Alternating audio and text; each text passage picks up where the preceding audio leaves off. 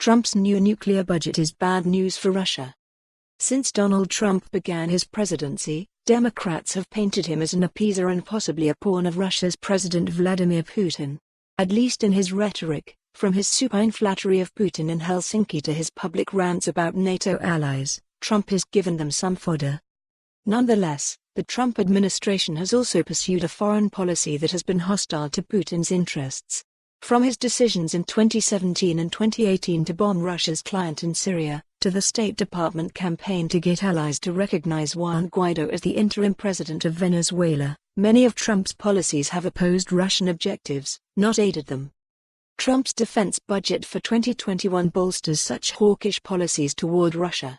The new budget requests $28.9 billion for the Pentagon to modernize nuclear delivery systems and $19.8 billion for the National Nuclear Security Administration to modernize the nation's nuclear stockpile.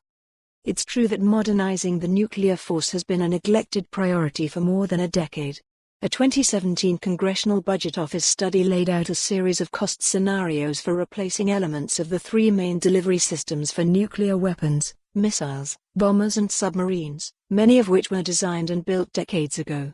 It estimated the cost of planned modernization to be as much as $400 billion through 2046. It's also true that America's nuclear umbrella deters China as well as Russia, and reassures allies not to pursue their own nuclear weapons programs. That said, Russia has the most to lose from a refurbished American atomic arsenal.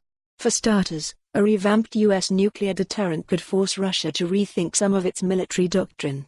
Since 2000, Russian strategists have floated the idea of a limited nuclear strike against an adversary to deter a conventional response from America and its NATO allies. Sometimes known as escalate to de-escalate, this change in Russia's military doctrine was one reason why America's Nuclear Posture Review in 2018 recommended the development of tactical nuclear weapons, such as a nuclear cruise missile, intended to complicate Putin's own calculations in a potential conflict with the US or its allies. Russia also loses because of the potential cost of an arms race.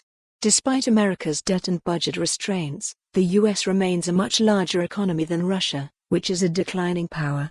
As the Reagan administration proved with the larger Soviet Union, Washington has the ability to outspend Moscow when it comes to strategic weapons.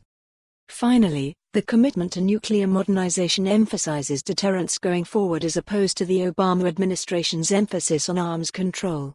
Historically, the Russians have used the opportunity of nuclear arms control deals to cheat while America reduced its arsenal. For more on this story, visit the news article link.